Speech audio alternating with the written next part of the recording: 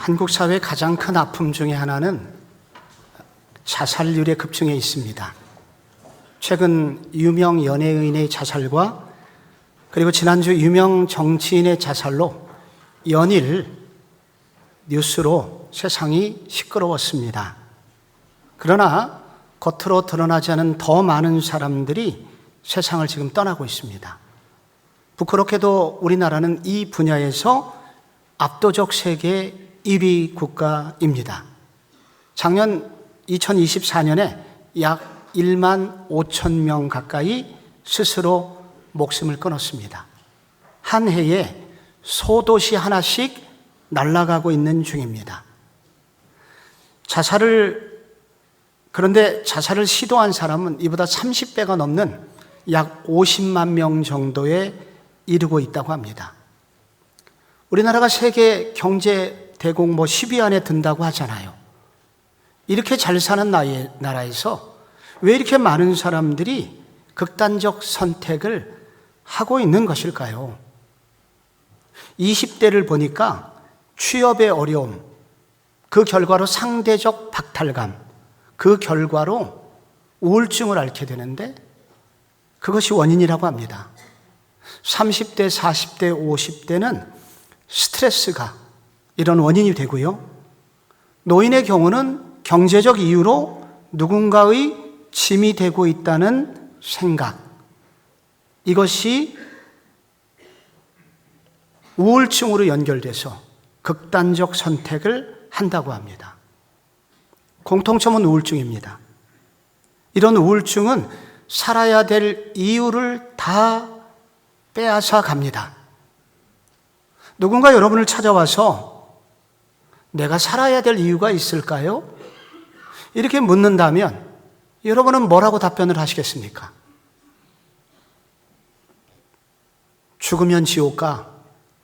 그렇게 답변할까요? 우리는 뭐라고 그들에게 말을 해줄 수 있을까요? 우선 이 대답을 잘하려면 내 속에 나는 왜 살아야 되는가? 이 이유가 분명해야 됩니다. 오늘 바울이 감옥에 간 것이 도리어 복음 전파의 큰 진전이 되었다고 여러분 우리가 읽은 9절 앞부분에 이미 나와 있습니다. 감옥에 갔더니 로마 최정예 부대 고위 관리들이 내 주변에 알아서 나를 만나러 와서 복음을 전하게 되었고, 내가 감옥에 들어간 것 때문에 어떤 사람들은 용기를 얻어서 복음을 전하고, 또 어떤 사람은 투기와 분쟁으로 순수하지 못하지만 나를 어렵게 하려는 심정으로 복음을 열심히 전해서 결국은 하나님 나라가 확장되었다. 이렇게 생각을 하다 보니 그는 이 생각이 죽음에까지 이르게 됩니다. 그러면은 죽는 것도 좋을 수 있겠다. 그래서 바울은 21절에 죽는 것도 유익함이라 이렇게 고백을 합니다. 지금 감옥의 현실은 너무 고통스럽죠. 착고에 채워진 채 자유가 없고 냉기가 흐르는 감옥, 더 이상 행복할 수 없습니다.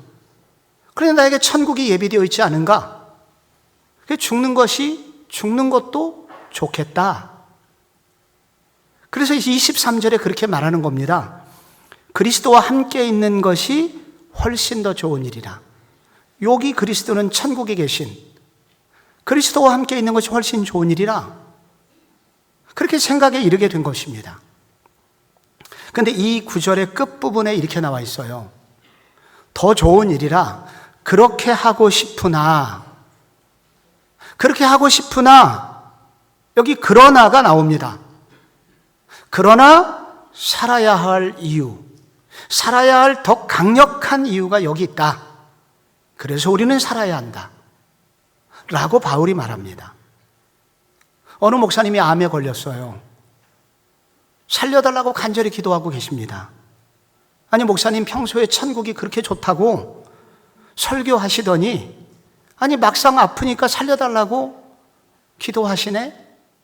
그동안 설교하신 거 그동안 후라이 치신 건가? 무엇이 진실입니까?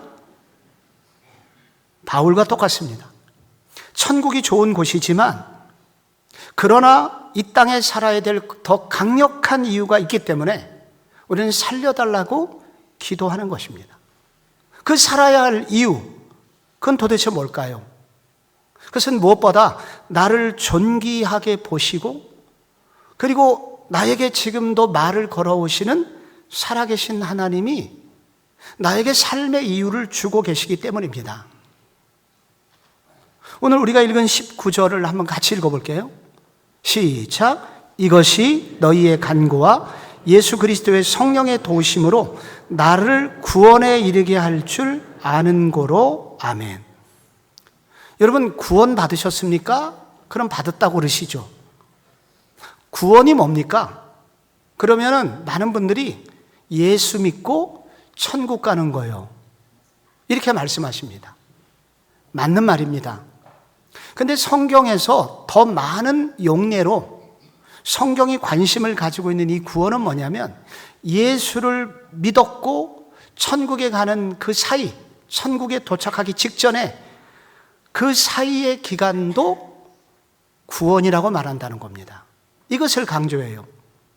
그래서 예수 믿은 후에 거룩하게 되어서 그래서 천국에 들어가기에 합당한 삶을 살아가는 과정, 이거를 성경은 구원이라고 하는데 과거에 신분이 예수 믿어 천국 가는 그런 신분을 얻게 되었다라는 받은 구원과 비교하여 이런 구원을 이루는 구원이라고 말합니다. 혹은 성화라고 그렇게 말합니다. 그래서 바울이 성령의 도우심으로 나를 구원에 이르게 할 줄로 안다고 이렇게 확신하고 있는 이 구원은 뭐냐면은 예수 믿어 내가 천국 갈 때까지 지금 살아있는 이 순간 당당하게 살다가 마지막 날에 주님 앞에 칭찬받는 삶이 되고 싶다. 그런데 그걸 나는 지금 확신하고 있다. 그렇게 말을 합니다. 바울이 왜 이런 말을 하고 있는 것일까요? 그것은 바울을 흔들고 있고 교회를 흔들고 있는 지금 도전을 받고 있기 때문입니다. 바로 이 구절 앞에 뭐가 나오냐면 어떤 사람들이 투기와 분쟁으로 바울을 괴롭힐 심산으로 복음을 전하고 있다고 나옵니다.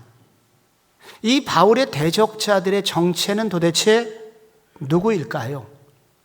이단일까요? 그건 아닌 것 같습니다. 바울이 긍정적으로 일부 말하고 있거든요. 그러면 누구인가? 요런 사람들이 고린도 교회에도 동일하게 있었습니다. 이 고린도 후서 10장에서 13장에 보면은 여기 바울의 대적들의 정체가 나오는데 그들은 한마디로 육신에 속한 자들이다. 그렇게 말할 수 있습니다. 고린도후서 11장 18절에 바울이 여러 사람이 육신을 따라 자랑하니 나도 자랑하겠노라. 교회를 다니는데 육신 자랑을 하는 사람이 많이 있었고 이 사람들이 바울을 괴롭혀요.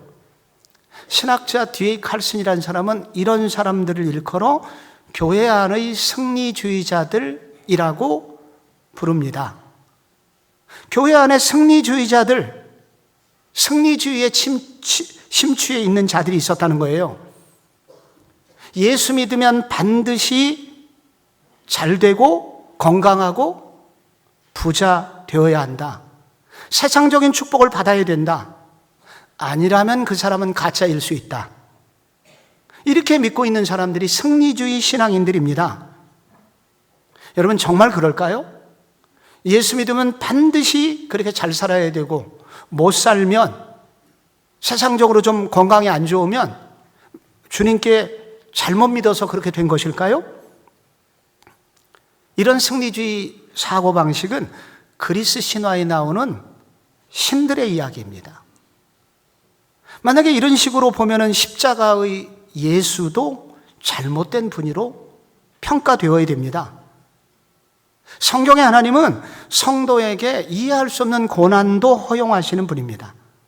그래서 오히려 그 고난 속에서 하나님은 그를 새롭게 빚으시고 새롭게 창조하셔서 우리가 진정으로 도달해야 되는 그곳, 세상에 취하지 말고 천국에 바르게 이르도록 우리의 구원받는 이 과정의 시간 속에서 우리를 깨우쳐 주시는 분이십니다. 이런 승리주의 사상을 가진 자들이 바울을 지금 공격하고 있어요. 바울이 감옥에 간 것을 보면 그는 실패한 목회자야. 뭔가 문제가 있을 거야. 하나님이 기뻐하는 종이 아닐 수 있어. 빌립보 교회 너희 교회도 잘못됐어. 네 원로 목사가 지금 감옥 갔잖아. 이렇게 흔들어 대면서 교회를 어렵게 하고 있었습니다. 여러분, 이런 비난 앞에서 바울이 당당하게 말을 합니다. 바울이 지금 19절에서 말하고 있는 바로 이 구절은 욥기 13장 16절 말씀을 그대로 인용한 구절입니다. 욥이 자식을 잃고 재산을 잃고 건강을 잃어버렸을 때 친구들이 찾아왔습니다. 뭐라고 그랬죠? 네가 이렇게 고난을 당하는 것을 보면은 네 속에 뭐 숨겨놓은 죄가 있을 거야. 혹은 너도 인식하지 못하는 죄가 틀림없이 있을 거야. 죄인이 아니라면 어떻게 하나님이 이런 벌을 너한테 주시겠어? 회개해. 여러분, 이런 사고방식을 가진, 이 승리주의적 사고방식을 가진 사람들이 바로 욥의 친구들이었습니다. 근데 욥기의 주제는 뭐냐면 하나님은 이 승리주의 신학으로 다 담을 수 없는 분이라는 거예요. 여러분, 착하게 살면 복받고 나쁘게 살면 저주받는다? 이게 세상의 생각이죠. 하나님은 그 이상이라는 거예요. 욥은 최종 심판자는 하나님이실 뿐이야 하면서 친구들에게 자신의 무죄를 항변하게 되죠. 결국 어떻게 됐습니까? 하나님은 욥의 친구들을 징계하시죠. 그리고 욥의 눈물을 닦아주십니다. 욥의 고난은 죄 때문이 아니라 하나님의 특별한 뜻이 있었다는 것을 드러내 주십니다. 바울은 바로 신약의 욥인 겁니다. 그 승리주의자들에게 지금 설교를 하고 있는 것입니다. 너희들은 하나님을 절반밖에 모르고 있어. 너희들이 절대로 모르는 나머지 하나님, 완전하신 하나님, 그분으로부터 나오는 신비함, 너희들이 절대로 알지 못하는 신비한 은혜가 나한테 지금 흐르고 있거든? 이걸 어떻게 확신하냐면 바로 오늘 나를 구원에 이르게 할 줄 아노라 하면서 두 가지를 언급해요. 이것이 너희의 너희의 간구와 예수 그리스도의 성령의 도우심. 여기 너희의 간구가 나와요. 빌립보 교회 교인들의 기도와 또 하나는 성령의 도우심이라는 거예요. 빌립보 교인들이 지금 감옥에 있는 바울을 위해서 열심히 기도하고 있어요. 근데 이 감옥 안에서 바울도 날마다 기도하고 있어요. 기도 안에서 지금 교인들과 지금 교제를 하고 있어요. 근데 바울이 지금 이렇게 기도를 하고 있다는 얘기는 뭐냐면 지금 교회의 기도를 결코 외면하지 않으시는 하나님을 확신하고 있다는 거예요. 지금도 나와 우리 교회의 기도를 듣고 계신 살아계신 하나님을 확실히 믿고 있고, 그리고 기도 가운데 하나님을 느끼고 그 하나님과 지금 교제하고 있다는 거예요. 이 분명히 살아계신 하나님과의 이 교제, 거기서 나오는 기쁨, 그것은 승리주의자들은 결코 알 수 없는 기쁨이었습니다. 또 하나는 성령의 도우심이죠. 성령님은 우리가 어디로 갈지 고민하고 방황할 때 길을 열어주시는 분입니다. 방향을 잡아주시는 분이에요. 말씀하시는 분이세요. 그리고 잃어버렸던 은혜도 생각나게 하시고 삶의 의미를 설명해 주시는 분이에요. 그래서 요한복음 14장에 보혜사 곧 아버지께서 내 이름으로 보내실 성령, 그가 너희에게 모든 것을 가르치시고 내가 너희에게 말한 모든 것을 생각나게 하시리라. 예수님은 떠나가시면서 내가 너희를 고아처럼 버려두지 않고 내가 나와 똑같은 한 분, 성령님을 너희한테 보내드릴 텐데 너희들은 그분과 교제하면 너희들의 삶은 여전히 풍성할 거야 라고 말씀하셨고, 그 성령님이 그대로 제자들에게 오시게 되었죠. 그 성령님이 하시는 역할은 구약의 엘리야와 같은 분을 떠올리면 됩니다. 엘리야가 승리주의자들, 그리고 정말로 정권을 잡은 그 탄압을 받으면서 그가 낙심에 빠집니다. 그래서 죽고 싶다고 할 때 하나님이 그를 호렙산 골짜기 동굴에 인도하시는데 거기서 하나님이 세미한 음성을 들려주시죠. 바로 그때 엘리야가 다시 일어납니다. 이렇게 다시 낙심에 빠진 한 사람에게 찾아오셔서 그에게 말씀하시면서 그를 다시 일으키시는, 이렇게 말씀하시고 하나님의 은혜를 생각나게 하시고 그에게 세상이 줄 수 없는 놀라운 신비한 힘을 주시는 분을 성령님이시라고 하고, 그 엘리야 가운데 있는 성령의 역사하심이 오늘 바울에게 일어나고 있다는 것입니다. 이런 사람이 어떻게 죽겠어요? 하나님이 이렇게 귀하게 여기시고 하나님과 교제하고 있고 지금도 하나님의 인도를 받고 있는 살아계신 하나님이 지금도 말씀하고 말씀을 듣고 있는 이 사람이 어떻게 극단적 선택을 하겠어요? 이 시대에 많은 사람들이 왜 못 살겠다고 하는 것일까요? 그 속에 생명 되신, 생명의 근원 되시는 하나님이 없기 때문입니다. 교회를 다니기는 하는데 겉으로만 믿고 살아계신 하나님과의 교제를 못하고 있기 때문입니다. 세상의 어떤 것과 비교할 수 없는 그분을 만나라는 거예요. 나와 동행하시며 나에게 말씀하시며 나를 이끌어 주시는 하나님, 여러분 그분을 만나고 계십니까? 그분이 여러분 안에 계십니까? 확인하시기 바랍니다. 그리고 그분과 교제하시고, 그리고 그분에게 말을 걸으시고 그분의 말씀을 들으시고, 이 살아계신 하나님이 우리를 향하여 얼마나 큰 관심을 가지고 계시며 지금 우리와 교제하시는 이 생명의 교제가 우리 속에 있다면 우리는 살아야 할 분명한 이유를 발견하게 될 것입니다. 또 하나의 이유가 있습니다. 그것은 고난 중에도 살아내는 것, 고난을 살아내는 것이 바로 주님을 가장 존귀하게 하는 일이기 때문입니다. 20절 말씀에 같이 한번 읽어볼게요. 시작. 나의 간절한 기대와 소망을 따라 아무 일에든지 부끄러워하지 아니하고 지금도 전과 같이 온전히 담대하여 살든지 죽든지 내 몸에서 그리스도가 존귀하게 되게 하려 하나니. 아멘. 여기 간절한 기대라는 단어는 목 빠지게 기다린다는 뜻입니다.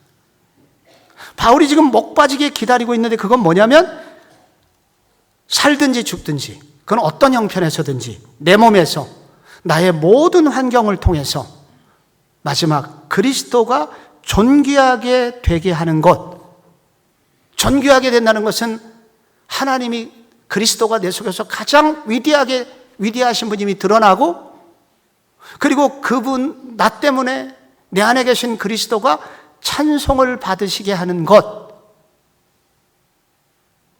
그것이 바울의 가장 소망이라는 거예요. 그런데 언제 그리스도가 그럼 바울에게 가장 존귀하게 되는가? 그게 22절에 나와요. 그러나 만일 육신으로 사는 이것이 내 일의 열매일진데 무엇을 택해야 하는지 나는 알지 못하노라. 이 앞부분에 육신으로 사는 이것이 내 일의 열매일진데, 이거 내 일의 열매라는 것은 전도의 열매, 선교의 열매, 사람들이 잘 세워져서 지금 교회의 아름다운 일꾼들이 되게 하는 이것들, 이것이 바울이 기대하고, 그리고 그래서 그리스도가 존귀하게 되는 방법이라는 것입니다. 죽어서 천국 가는 건 좋은 일이지만 천국 가면 못하는 게 있어요. 전도를 못합니다. 거긴 다 믿는 사람들만 오거든요. 선교적 열매를 맺을 수 있는 마지막 기회는 이 시기고요. 그리스도인을 든든하게 만들어 세워갈 수 있는 기회는 바로 이때뿐이라는 거예요. 천국 가는 것보다 이 땅에서 주어진 자리에서 바로 이 일을 해야 되는데, 근데 바울은 지금 어떤 상황이냐면 감옥에 있잖아요. 고난 속에 있잖아요. 근데 이 고난 중에도 내가 죽을 수 없는 이유는 바로 그리스도를 이 고난 중에 내 자리를 잘 지키는, 전도자의 자리를 지키고 감옥에서 편지를 쓰고 여기서도 복음을 전하는 이 일을 감당하는 것이 바로 이 고난 속에서 이 복음을 전하는 이 자리를 지키는 것이야말로 그리스도를 가장 위대하게 만드는 일이라고 바울은 고백을 하고 있습니다. 언제 우리 삶에서 그리스도가 영광을 받으시는가? 올림픽에 나가서 금메달을 따고 연말 시상식에서 이 모든 것이 하나님의 은혜였습니다 라고 고백할 때, 혹은 좋은 대학 가서 좋은 회사 취직해서 이 모든 것이 하나님의 은혜였습니다 라고 고백할 때 하나님이 영광을 받으실까요? 네, 그때도 영광을 받으십니다. 그런데 성경은 더 많은 경우, 그리고 더 감동적인 경우, 하나님이 더 감동하시는 영광받으심의 시간이 오는데, 그것은 바로 성도가 고난의 시간 속에서 믿음을 지켜낼 때라고 설명을 하고 있습니다. 요셉이 국무총리가 돼서 하나님께 영광을 돌렸잖아요. 그러나 그보다 더 앞서서 요셉이 하나님께 영광을 돌렸던 시간을 성경은 자세히 설명합니다. 보디발의 집에서 노예로 있을 때 그의 신실함을 보고, 노예인 그를 보고 주인이 감동하고 그가 믿는 신에 대해서 궁금증을 갖게 됩니다. 감옥에 갔을 때 그의 신실함을 보고 간수가 감동을 합니다. 감옥에 나와서 남루한 옷을 입고 있었는데도 불구하고 그의 내면에서 나오는 광채가 바로와 신하들을 압도하게 됩니다. 바울은 감옥 속에 있지만 인간적인 눈으로 볼 때는 좋은 일이 없지만, 심지어 감옥에서 죽는다 하더라도 내게 맡기신 소명을 이루는 일에 집중하고 있습니다. 어려워도 자신의 삶을 믿음으로 살아내는 것이 주님을 높이는 일이기 때문이다, 믿고 있기 때문입니다. 우리 교회에서 멀리 떨어지지 않는 곳에 다드림교회라는 교회가 있습니다. 김병년 목사님이세요. 우리 교회도 몇 차례 오셨고요. 20년 전 교회를 개척한 초기에 사모님이 셋째를 출산하시다가 뇌경색이 오셨습니다. 그리고 움직이지 못하셨고, 그래서 본인은 물론 온 교인들이 이분을 위해서 기도했습니다. 그런데 그 병든 아내가 일어나지를 않는 것입니다. 너무 힘들어서 제발 저도 그렇지만 우리 아내를 위해서라도 천국에 좀 데려가 주세요 라고 기도를 했는데 그 기도도 응답이 없어요. 죽음 같은 고통이 20년 동안 계속되고 있습니다. 그래서 김 목사님은 홀로 아이 셋을 키우고 병든 아내를 지키면서 설교 준비를 하고 신방을 해야 되는 고통스러운 시간을 보내게 된 거예요. 목회가 어떻게 제대로 되겠습니까? 근데 너무 신기한 건 뭐냐면은 교회가 부흥이 되는 거예요. 왜 교인들이 모이나 봤더니 고난 속에서 그 믿음을 지키고 있는 목사님을 보면서 이 교회의 주인은 사람이 아니라 하나님이시구나 하는 것을 이분들이 느끼게 되었다는 거예요. 이분이 하시는 말씀이 20년 동안 기도의 응답은 무응답입니다. 인간적인 소원대로 되는 것이 하나도 없었고 여전히 고난 중에 이런 삶을 살아나도록 도와주시는 것, 그것이 기도의 응답이었다는 거예요. 그래서 교우들이 그분의 그 고난 속에서 버텨내고 있는 그분의 삶을 통해서 그리스도를 자꾸 생각하게 되고, 그리고 이 이분의 이 고난 중에 그리스도를 섬기는 이 모습 때문에 수많은 선교사님들이 이분을 보면서 위로를 받고, 개척교회 목사님들이 위로받고, 오래 기도해도 응답이 없는 수많은 사람들이 위로를 받고 있습니다.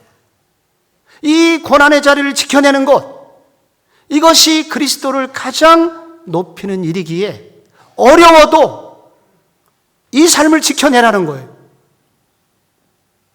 개인사를 말씀드리자면, 제가 어저께 저희 둘째 딸 결혼식이 이곳에서 있었는데, 제가 결혼식 1번 기도 제목이 좋은 날씨를 달라는 거였습니다. 왜냐하면 제가 비신자 친구들과 비신자 친척들이 제 이번 결혼식에 굉장히 중요한 저의 기도의 대상들이었기 때문에, 그들이 다 목사는 하늘하고 친한 줄 알고 있기 때문에, 그런데 비가 내린다면 야, 네가 믿는 예수가 별거 아니네? 이렇게 생각할까 봐 이렇게 기도를 했는데, 일주일 전, 열흘 전 예보가 바뀌지 않고 지난 3일 전 목요일까지도 이 예보, 일기예보가 기도에도 불구하고 안 바뀌는 거예요. 그런데 제가 이 말씀 설교를 준비하는데 하나님이 제게 기도 제목을 바꾸도록 요구하셨습니다. 내가 이번에 너한테 주려는 것은 비는 오지만 그 악조건 속에서 네가 믿음의 사람으로 어떻게 위기를 넘어서는지 보여줘. 그게 내가 너한테 원하는 거야. 그러고 보니 날씨가 좋으면 요즘 다 벚꽃 구경 가서 밖에 꽃 구경 갈 것이고, 그리고 저는 친구들한테 야, 큰 교회 담임 목사네? 교회 건물 크다고 자랑하는 일 할 거 아닙니까? 근데 오히려 이렇게 비가 계속 내리게 되니 오직 예배에만 집중할 수 있게 됐고, 저는 그것을 예상하고 오직 이번 결혼식은 예배를 통해서 어떻게 그리스도가 드러날 것인가를 마음쓰게 되었습니다. 어저께 결혼식 끝났는데 딸에게 결혼식 도우미, 아마 예수 안 믿는 분 같은데 그분이 가시면서 그러더래요. 내가 여태까지 수백 번의 결혼식을 보았지만은 이렇게 감동적인 결혼식은 처음이다. 그분에게도 말씀이 들리는 거예요. 아, 여기는 예수가 있구나. 그걸 느끼고 간 건데, 이런 고백들을 제 어렸을 때 친구들이 그런 고백을 카톡으로 또 보내주었습니다. 여러분에게는 어떤 고난이 있으십니까? 고난으로부터 벗어나는 것도 주님의 은혜의 축복입니다, 물론. 그러나 그것이 그리스도를 영광스럽게 하는 것이 아니라, 그 고난 속에서 주님을 참으로 위대하게 하는 것은 그 고난 중에도 예수 믿는 사람답게 사는 것입니다. 그때 그리스도가 존귀해지세요. 내 자랑할 거 없이 오직 나를 움직이시고 나를 이끌어 가시는 분이 그리스도의 은혜구나. 이렇게 할 때 그리스도가 존귀해지기 때문에 고난 중에 있어서 이게 죽을 이유가 아니라 우리가 더욱 살아갈 이유가 됩니다.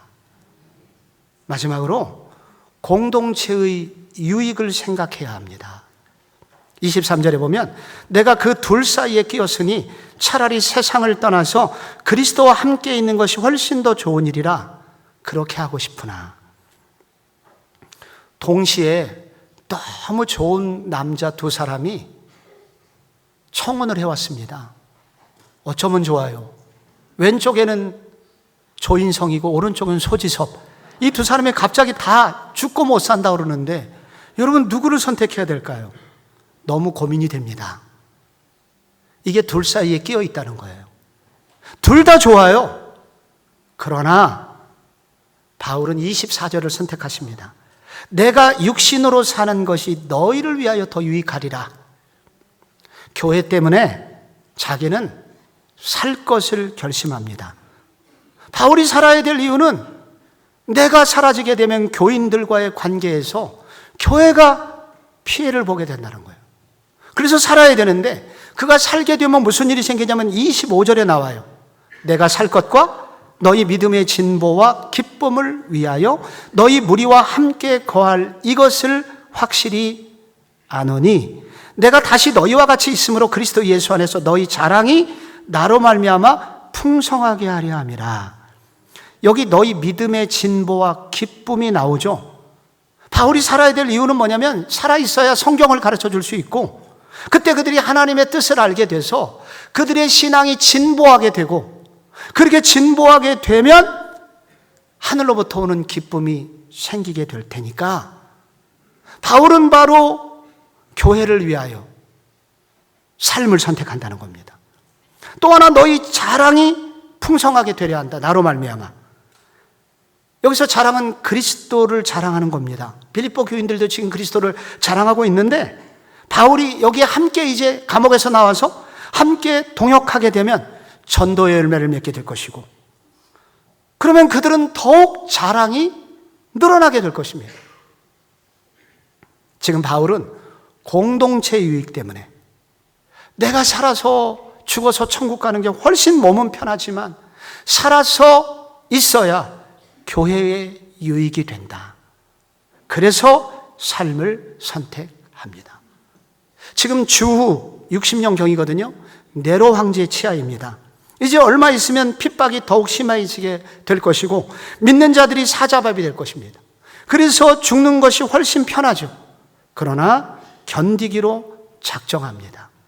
왜? 내가 교회를 위하여 할 일이 남아있기 때문에 내가 교회를 위해서 일할 게 있기 때문에 이거를 사명이라고 합니다. 바울은 얼마 전에도 그런 고백을 했었죠. 내가 달려갈 길과 주 예수께 받은 사명 곧 하나님의 은혜의 복음을 증언하는 일을 마치려 하면은 나의 생명조차 조금 더 귀한 것으로 여기지 아니하노라. 공동체를 홀로 두고 갈 수 없다. 공동체에 내가 할 일이 남아있다. 이 사명 때문에 그는 살기를 선택합니다. 이 시대가 많은 사람이 죽음의 행렬에 자기를 포함하는 이유는 자기만을 생각하는 극단적 이기주의가 그 속에 있기 때문입니다. 다 자기만 생각해요. 그래서 죽음도 삶도 자기가 선택할 수 있다고 생각해요. 사탄의 생각입니다. 사탄이 말합니다. 너만 생각해. 네 행복이 중요해. 너 이렇게 고통스러운 세상 끊으면 너 얼마나 행복하겠어? 사단의 음성입니다. 그러나 하나님은 그렇게 죽음을 선택했을 때 자녀를 잃어버리고 평생 한을 품고 사는 부모를 생각하게 만드십니다. 사탄은 친구를 잃어버리고 비통한 삶을 살아가는 친구들을 생각나지 않게 만들지만 성령님은 친구를 생각하게 합니다. 제가 얼마 전 장애우를 두신 어느 어머니를 만나고 대화하던 중에 그 고백을 듣고 울게 되었습니다. 목사님, 저는 절대 못 죽어요. 내 자식이 죽기 전에는. 걔는 나 없이는 못 살아요. 그래서 목사님 내가 오래 살도록 기도해 주세요. 그래서 목사님 저는 열심히 운동하고 요즘도 열심히 먹어요. 그래야 내 자식이 살 수 있거든요. 이 공동체를 생각하는, 가정을 생각하는 이 어머니의 마음이 바울의 마음입니다. 여러분, 왜 살아야 합니까? 오늘 이 말씀 앞에서 생명이 되시는 예수님과 함께 여러분 더 깊이 교제하심으로써, 그리고 고난 중에 믿음을 지키는 것이 그리스도를 가장 높이는 일이기에, 주님이 주신 아직 내게 맡겨주신 사명이 안 끝났기에 나는 이 길을 걸어가야 해. 그렇게 주님 앞에 고백할 수 있는 모든 성도님들이 되시기를 예수 그리스도의 이름으로 축원합니다.